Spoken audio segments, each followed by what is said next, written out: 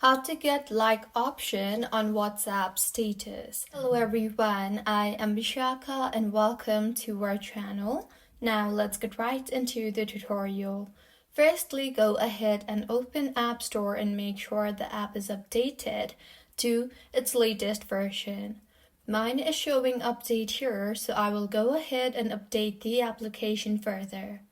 Once updated, go ahead and open the WhatsApp application on your device and further tap on the settings option on the bottom right of your screen.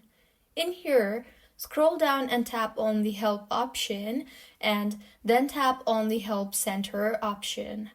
Under help topics tab, you will see the get started option. Tap on that and then tap on the status option. You will then see the option for about status. Tap on that. You will then be asked if your query was addressed or not. Tap on no and then tap on the contact support option. You will then see the option for other.